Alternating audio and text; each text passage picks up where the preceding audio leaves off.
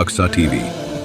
الحمدللہ رب العالمین والصلاة والسلام علی سید الانبیاء والمرسلین وعلی آلہ وصحبہ اجمعین، اما بعد۔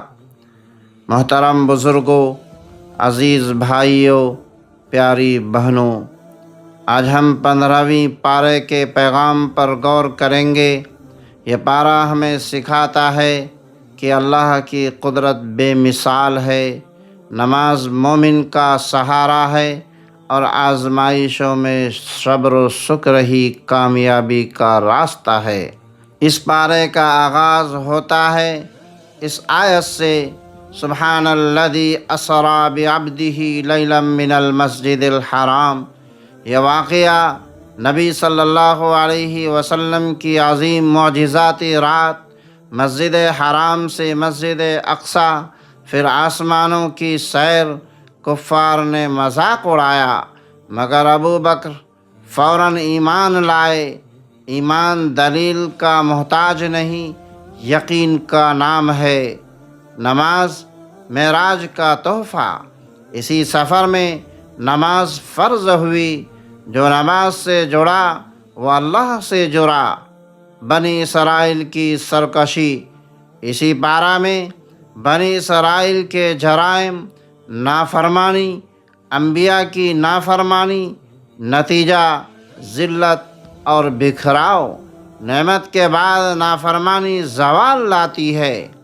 اللہ تعالیٰ فرماتے ہیں، قرآن مومنوں کے لیے شفا ہے مگر ظالموں کے لیے خسارہ۔ قرآن سے فائدہ اخلاص سے ملتا ہے۔ اسی پارے میں عظیم حکم، والدین سے نرمی، اف تک نہ کہنا۔ والدین کی خدمت جنت کا راستہ ہے۔